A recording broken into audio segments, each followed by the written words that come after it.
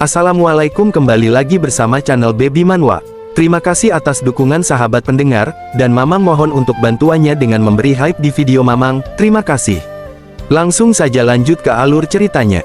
Melanjutkan video sebelumnya, Suanji beranggapan bahwa pohon iblis kuno itu ditanam di sebuah halaman yang bukan habitatnya pasti oleh seorang ahli.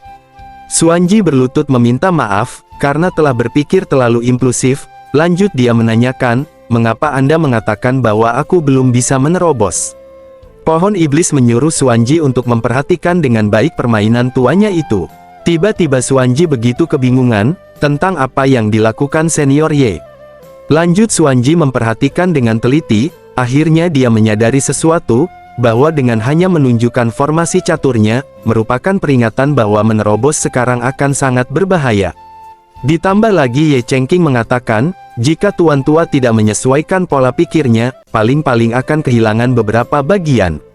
Dan paling buruknya Anda akan kalah sepanjang permainan. Perkataan Ye Chengqing membuat Suanji semakin salah paham, bahwa memaksa terobosan dia pasti akan gagal, dan hal terburuknya semua usahanya selama ini akan berakhir menjadi kegilaan.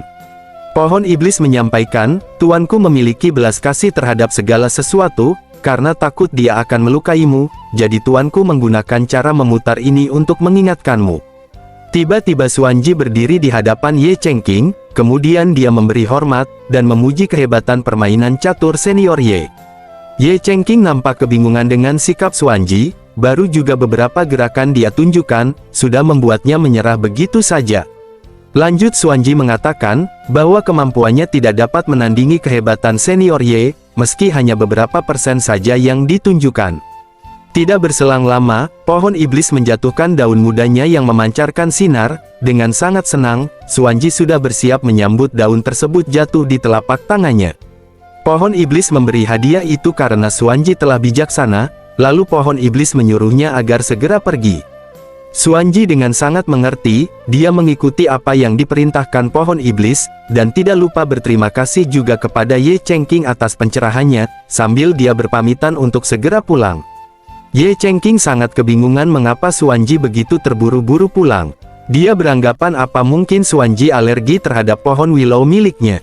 Sepanjang perjalanan Suanji memikirkan pertemuannya dengan Ye Chengqing, dia tidak menduga di tanah suci Taixuan terdapat seorang ahli yang tersembunyi. Pindah ke sekte Taixuan, di mana kompetisi kini telah berakhir, terlihat Master Chang nampak senang dengan begitu banyak hadiah yang dia terima, dari hasil taruhan yang berarti dia telah menang. Tiba-tiba Zitian sedikit berbatuk untuk menarik perhatian, dia menanyakan kepada Master Chang, kapan dia akan membawanya untuk menemui senior Ye.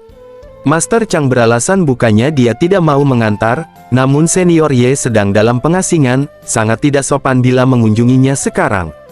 Zitian mengatakan bukan karena ia terburu-buru ingin bertemu dengannya, namun Tuan Nanggong yang akan segera datang, dan juga dia ingin bertemu dengan ahli tersebut. Mendengar perkataan Zitian sontak Master Chang langsung terkejut. Mengingat pencapaian seorang Nanggong Suanji, membuat Master Chang langsung merespon Zitian, karena dia merupakan orang yang cukup disegani. Master Chang tidak ingin menyinggung Nanggong Suanji, jika terus beralasan menolak permintaan Zitian. Tidak berselang lama terdengar teriakan dari penjaga gerbang, bahwa Nanggong Suanji telah tiba di sana. Dengan sigap Zitian dan Master Chang langsung menyambut hangat kedatangannya.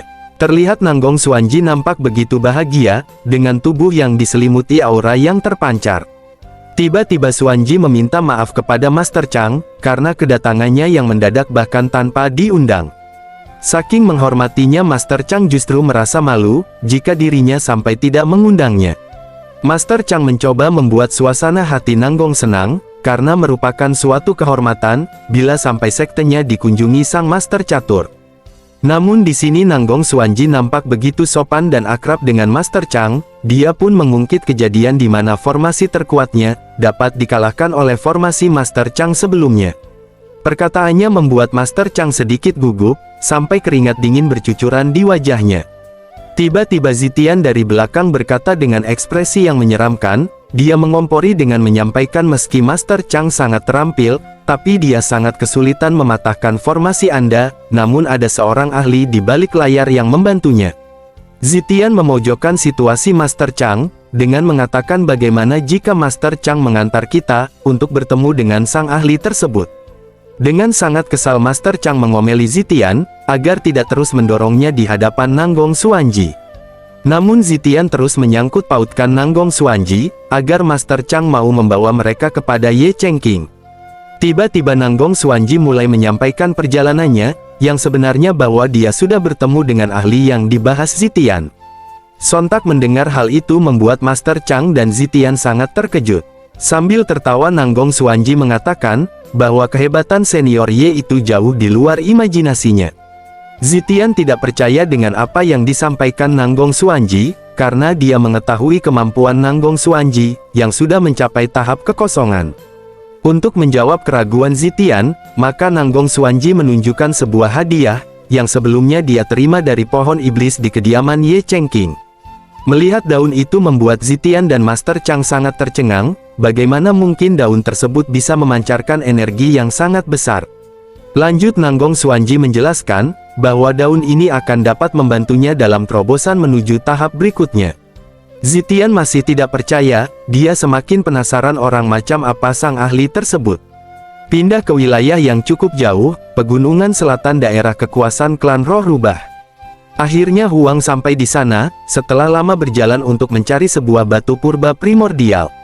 Ini wujud Huang sekarang, tubuhnya setengah manusia dan binatang. Huang mengamati area sekitar dari ketinggian, dia yakin di wilayah ini adanya batu tersebut. Huang melompat turun ke permukaan, secara kebetulan dia mendengar pengumuman mengenai pernikahan putri ke-13, dan tuan muda klan Harimau Hitam.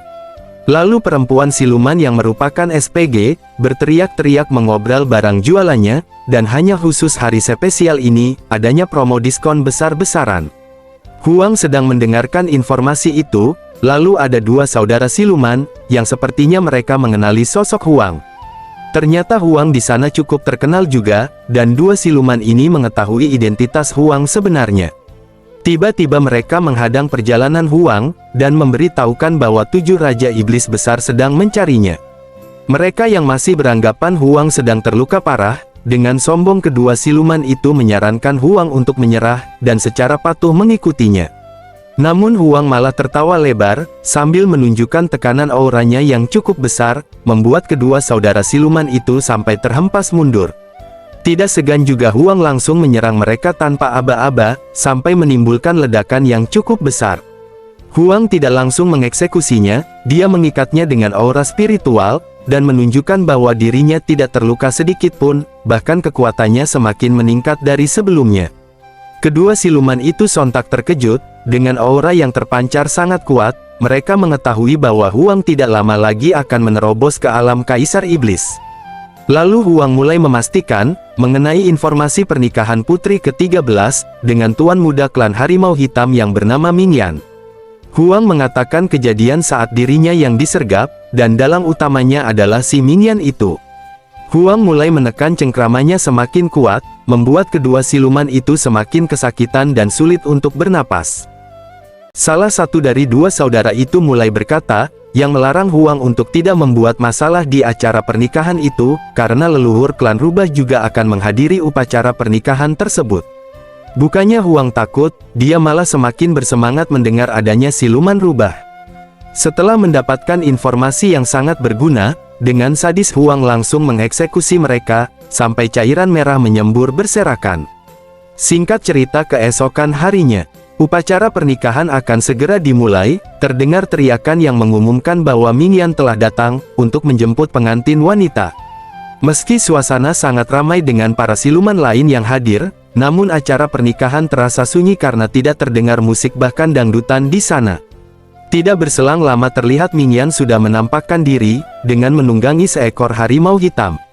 Ternyata Mingyan menikahi wanita di luar klannya merupakan aib baginya, karena itu dia muncul secara diam-diam. Dia mengetahui kejadian kemarin yang merupakan ulah Huang, yang dengan sengaja meninggalkan jasadnya beserta jejak auranya. Dengan sangat geram Mingyan jika sampai Huang muncul di hadapannya, maka dia akan mencabik-cabik sampai tak tersisa.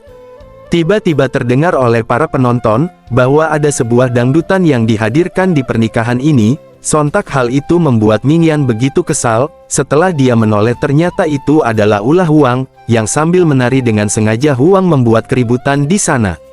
Mingyan yang tersulut amarah, dia sudah memusatkan kekuatan di telapak tangannya, lalu tiba-tiba Mingyan langsung melesat untuk menyerang Huang tanpa aba-aba. Terlihat Huang nampak begitu tenang, di saat bahaya mulai mendekatinya. Sambil tersenyum renyah Huang memprovokasi Mingyan, dengan merendahkan serangannya yang sangat lemah. Dengan sangat mudah Huang menghindari serangan Mingyan, dia hanya dengan mengacungkan telunjuknya, dan tiba-tiba rantai hitam muncul langsung menjerat Mingyan sehingga dia tidak bisa bergerak. Hanya dengan pukulan dari telunjuknya, Huang menjatuhkan Mingyan sampai membentur tanah sangat keras, membuat Mingyan hampir tak sadarkan diri seketika. Sambil tergeletak Mingyan bergumam, bagaimana bisa hanya dengan beberapa bulan saja, kekuatan Huang sampai begitu kuat seperti sekarang ini.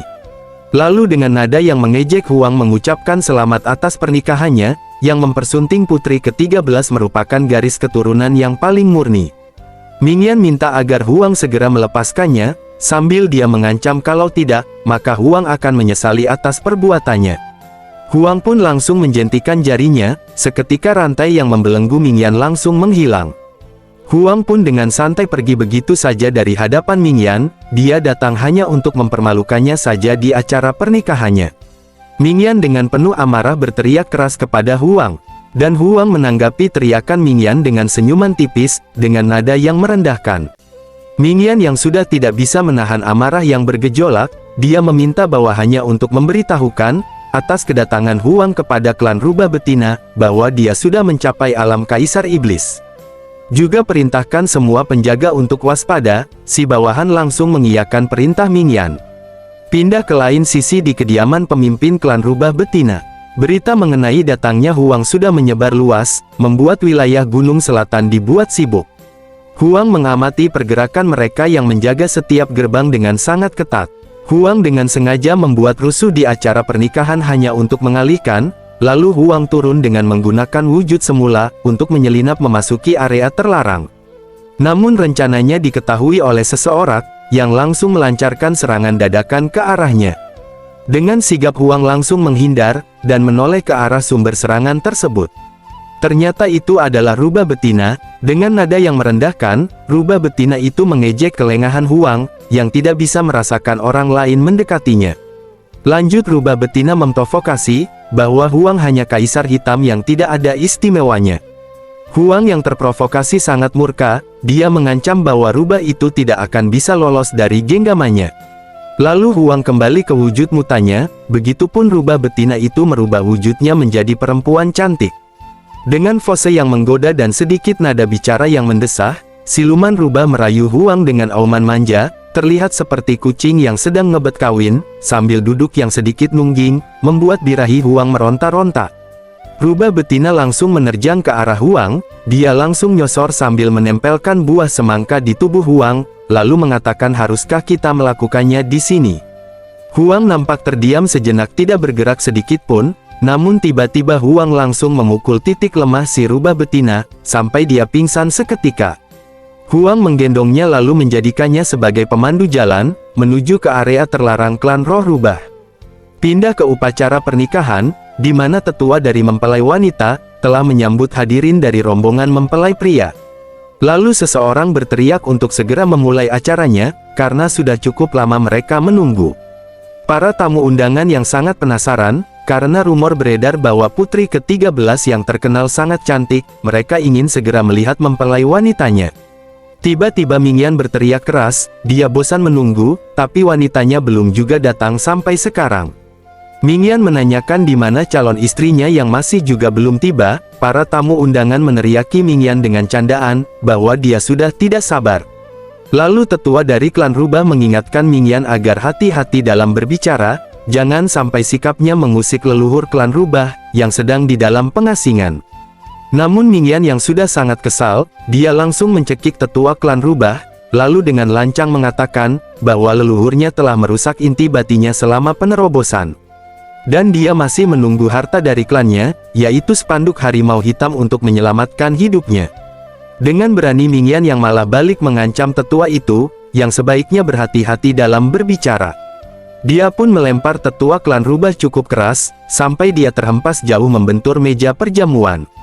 Lalu Ming Yan berteriak dengan lantang, bahwa spanduknya berada di tangannya. Dia menyuruh agar leluhur rubah keluar dan memberi penghormatan padanya.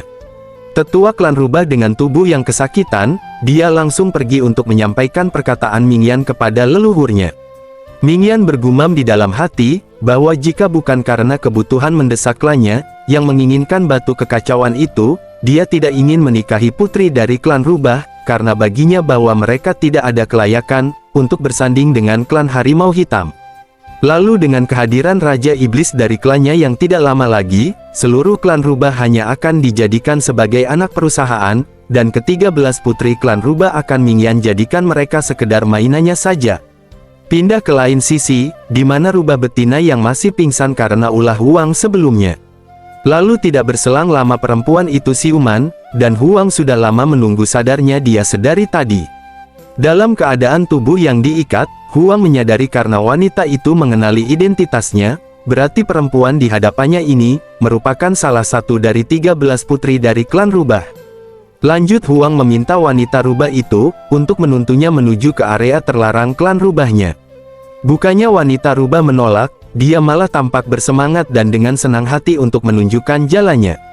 Sambil berjalan wanita rubah bertanya kepada Huang, bagaimana dia bisa masuk dengan mudah ke wilayah kekuasaan klan rubah.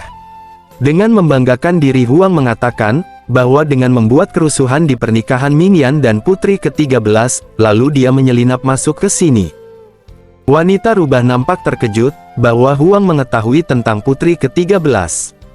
Dengan percaya diri Huang menjawab, tentu saja mengetahui tentangnya, namun tidak mengetahui rupanya, karena dia merupakan garis keturunan paling murni di antara rubah lainnya. Dan dia selalu tersembunyi sejak kecil, tapi hari ini sepertinya dia akan keluar. Tidak berselang lama akhirnya mereka telah sampai di tempat tujuan. Lalu wanita rubah meminta Huang untuk melepaskan dirinya, namun alih-alih Huang melepaskan wanita itu, dia malah menjadikannya sebagai sandera, sampai menyelesaikan misinya, dan untuk antisipasi jika keadaan mendesak, akan menjadikan wanita itu sebagai jalan keluarnya nanti. Tanpa Huang sadari, bahwa dari kejauhan sudah ada rubah lainnya, yang sedang memperhatikan mereka. Lalu Ming Yan bertanya kepada tetua klan rubah, mengenai Kaisar Hitam di acara pernikahannya. Namun tetua sama sekali tidak melihatnya, sehingga membuat Ming Yan kebingungan. Tidak berselang lama, tiba-tiba seorang bawahan datang dengan sangat terburu-buru. Dia melaporkan mengenai hilangnya putri ke-13, sontak Ming Yan dan tetua rubah mendengar berita itu langsung terkejut.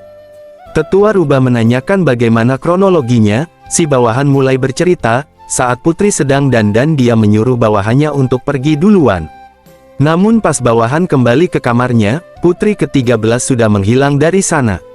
Dengan sangat marah tiba-tiba Ming Yan menggampar si bawahan begitu keras. Lalu tetua rubah menenangkan Ming Yan, dia akan mengutus para bawahan untuk mencari keberadaan putri ke-13. Dengan sangat murka Ming Yan memancarkan tekanan yang begitu mengintimidasi, untuk membalas putri ke-13 atas perbuatannya. Di dalam aula kuno terlarang, wanita rubah menanyakan kepada Huang, tentang pernikahan klan rubah dengan klan harimau hitam. Sambil sibuk mencari barang yang dia inginkan, Huang tidak terlalu memperdulikan urusan mereka, dia hanya menganggap Ming Yan merupakan sampah masyarakat saja. Lanjut Huang mengatakan, sayang sekali putri ke-13 mau menikahinya, tiba-tiba wanita rubah keceplosan, dengan nada mengeluh dia mengatakan, memang aku harus menikah. Dia pun langsung kaget sendiri, lalu mengalihkan pembicaraannya dengan membahas yang cocok untuk menikahi putri ke-13, adalah seseorang yang memiliki kultivasi menentang surga, dan memiliki kemampuan untuk menundukkan 10.000 orang, hanya dengan lambaian tangannya saja. Wanita rubah sibuk ngoceh sendiri, selagi Huang sedang fokus mencari batu kekacauan. Tapi bagaimana mungkin orang yang seperti itu bisa ada di dunia ini? Tiba-tiba Huang menoleh dan menyampaikan, siapa bilang tidak ada, tuanku adalah pria yang seperti itu. Bukan hanya kultivasinya saja yang tidak bisa dipahami, dia juga sangat murah hati dalam memberikan kesempatan kepada orang lain. Lanjut Huang menanyakan, apakah kamu tahu berapa lama waktu yang saya butuhkan, untuk mencapai tahap kultivasi seperti ini? Wanita rubah memperhatikan Huang sambil mengatakan, kultivasi Huang yang sudah mencapai alam kaisar iblis, bahkan dengan bakat yang luar biasa itu, harus memakan waktu kurang lebih 500 tahun bukan? Tiba-tiba Huang memberi kode dengan mengangkat 5 jarinya, membuat wanita rubah kebingungan. Dengan tegas Huang mengatakan hanya dengan 5 tahun saja. Sontak mendengar itu wanita rubah begitu tercengang, dalam hati dia bergumam, bagaimana mungkin, dia bisa membantu binatang iblis biasa menjadi kaisar iblis hanya selama 5 tahun. Jika benar orang yang dikatakan dia ada di dunia ini, meski aku harus melayaninya seumur hidupku, aku tidak akan pernah mengeluh.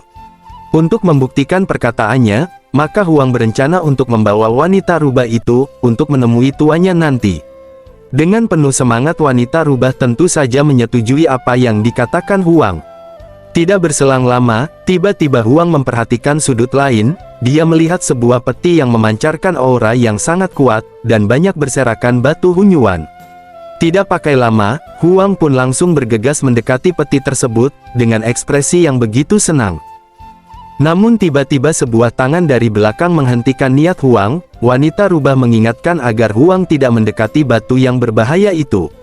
Huang tidak memperdulikan, karena leluhur rubah sedang tidak ada, tentu saja dia tidak mau melewatkan kesempatan ini. Wanita rubah mengatakan, bahwa perjamuan pernikahan belum dimulai. Sambil memperhatikan batu yang berserakan, Huang menanyakan bagaimana kau tahu tentang hal itu. Rubah wanita pun memberitahukan identitasnya, yang merupakan putri ke-13 adalah dirinya. Lanjut dia mengatakan, jika aku tidak hadir bagaimana perjamuannya akan dimulai. Sontak Huang begitu terkejut, sambil dia sudah membungkus semua batu di sana. Tiba-tiba peti yang memancarkan energi yang begitu kuat, terbuka sendiri dan mengeluarkan cahaya yang begitu menyilaukan. Terdengar suara yang begitu menakutkan, menyuruh Huang untuk meletakkan kembali batu hunyuan di tempatnya kembali. Huang tidak memperdulikan perkataannya, dia langsung menyimpan batu itu. Dan sebuah aura ungu langsung melesat menyerang Huang, namun dapat dengan mudah Huang hindari dengan melompat ke belakang. Sambil tertawa Huang mengatakan, kau berani memerintahku, itu akan merusak wibawaku sebagai kaisar hitam. Huang pun langsung bergegas kabur dari aula terlarang klan rubah. Dia menoleh ke arah samping dan melihat wanita rubah juga mengikutinya. Sambil mengedipkan sebelah matanya, wanita rubah melesat mendahului pergerakan Huang. Sampai di ujung lorong wanita rubah menghentikan pergerakannya, kemudian dia menoleh ke arah Huang, dan ingin melihat apa yang bisa Huang lakukan sekarang. Wanita rubah itu menarik tuas untuk menutup pintu keluar, yang merupakan jalan satu-satunya dari daerah terlarang. Sambil dia bergumam kalau Huang bisa keluar hidup-hidup, maka dia akan ikut bersama Huang menemui sosok kuat itu. Huang yang sangat kesal berteriak keras, dasar rubah betina sialan. Pintu yang nampak kuat pun langsung menutup rapat-rapat, mengurung Huang di sana. Situasi Huang nampak sulit, belum lagi aura kuat yang sudah mulai mendekatinya dari belakang. Tiba-tiba sebuah rantai langsung membelenggu Huang, membuat dia tidak bisa bergerak. Dan rantai itu memancarkan sengatan listrik yang begitu kuat, sehingga Huang terkapar tidak berdaya. Huang dengan tubuh yang kesakitan mencoba bangkit, terlihat sosok roh rubah yang menatap tajam di hadapannya. Tiba-tiba roh itu menunjukkan wujud aslinya, yang merupakan perempuan cantik leluhur klan rubah. Dia langsung hendak mencengkram Huang dengan tangan yang berkuku tajam, dan Huang sudah melepaskan diri dari rantai yang membelenggu tubuhnya. Sambil tersenyum Huang mengatakan, maaf tapi tuanku benar-benar membutuhkan batu hunyuan ini. Dengan tatapan tajam, leluhur rubah yang bernama Tusi menegaskan, bahwa batu itu merupakan harta langka, dan bahkan dia sendiri tidak sanggup menggunakannya. Tusi merendahkan Ye Chengqing, dengan mengatakan mana pantas orang rendahan menggunakan batu hunyuan ini. Perkataannya membuat Huang sangat murka, Huang pun meneriaki Tusi dengan lantang. Kurang ajar, dengan kekuatan tuanku, dia bisa membunuhmu hanya dengan lambaian tangannya saja. Merasa dirinya juga diremehkan oleh Huang, Tusi bersiap melancarkan serangan, sepertinya aku harus memberimu pelajaran. Tusi melontarkan bola api ke arah Huang, terlihat Huang nampak pucat akan menghadapi serangan kuatnya. Lalu sebuah formasi pelindung Huang ciptakan, untuk memblok serangan dari Tusi. Pertahanan Huang tidak cukup kuat, sehingga bariernya langsung hancur dan Huang terdorong mundur. Namun Huang tidak mudah menyerah, dia bersiap menyerang balik Tusi, dengan menerjang kerahannya yang secepat kilat, sehingga terjadi bentrokan kekuatan yang saling menekan satu sama lain. Tiba-tiba terjadi ledakan yang begitu dahsyat, sampai asap tebal mengepul memenuhi seluruh ruangan. Tusi terdorong mundur ke belakang, terlihat dari mulutnya meneteskan secuil cairan merah. Dengan sangat marah Tusi bersiap melancarkan serangan lainnya, dan Huang dengan tersenyum memprovokasi Tusi dengan melontarkan kata-kata yang merendahkannya. Tiba-tiba Huang mengeluarkan sebuah gulungan, merupakan lukisan dirinya yang dibuat oleh Ye Chengqing. Terlihat sosok Huang yang begitu menakutkan, tergambar jelas dalam sebuah lukisan. Tusi yang melihat lukisan Huang begitu terkejut, jangan-jangan itu adalah lukisan Black Emperor. Tidak berselang lama dari dalam lukisan itu memancarkan aura keemasan, kemudian menerpa Tusi sehingga dia seperti terkena genjutsu. Tiba-tiba terjadi ledakan yang begitu besar, membuat dinding dan lantai retak berhamburan. Dan Tusi terduduk kesakitan, dia tidak menyangka akan melihat lukisan Black Emperor muncul di hadapannya. Lanjut Huang hendak melancarkan serangan berikutnya, dengan kekuatan yang sudah terpusat di telapak tangannya, namun Huang mengarahkan serangannya ke tembok yang retak di belakang Tusi. Lalu Huang mengatakan, bahwa dirinya tidak memiliki dendam pribadi kepada klan rubah, dan kedatangannya ke sini hanya ingin mengambil sedikit batu hunyuan saja. Huang menoleh ke arah Tusi, untuk tenang dan nikmati sisa-sisa harinya. Huang mengetahui bahwa Tusi sedang terluka sebelum dia melawannya. Pindah ke sisi lain, wanita rubah yang merupakan putri ke-13, telah ditemukan oleh ayahnya yang sebagai tetua klan rubah. Dan tetua rubah memarahi putri ke-13 yang mencoba kabur dari pernikahan, sehingga tetua yang akan menebus kesalahan terhadap klan harimau hitam dengan nyawanya. Para siluman lainnya mengingatkan agar putri ke-13 jangan bertindak ceroboh, dia meminta agar putri ke-13 mengerti bagaimana situasi klan rubah dan kondisi leluhurnya. Tetua menjelaskan, bahwa leluhur yang mengalami kegagalan dalam menerobos, sehingga menimbulkan efek serangan balik yang mengancam keselamatannya. Dan hanya Bender dari klan harimau hitam, yang bisa menyelamatkan kondisi leluhur dari efek tersebut. Selagi mereka membujuk putri ke-13, dari arah lain tiba-tiba Huang tidak sengaja melintas di sana. Dan putri ke-13 melihat Huang, dia tidak menyangka ternyata Huang dapat lolos dari area terlarang. Lalu putri ke-13 mengatakan kepada ayahnya, bagaimana jika dia menemukan seorang ahli, yang jauh lebih kuat dari klan harimau hitam. Mendengar perkataan anaknya, sontak membuat tetua terkejut. Apa maksudmu? Dari seluruh ras Demon saat ini, hanya klan harimau hitamlah yang sangat kuat. Dengan percaya diri putri ke-13 menyampaikan, tunggu dan lihat saja nanti. Tiba-tiba putri ke-13 melompat ke dalam jurang, sehingga membuat tetua rubah begitu panik. Dia berteriak memanggil anaknya yang bernama Sisan. Terlihat jelas raut wajah kesal yang menahan amarah dari tetua klan rubah.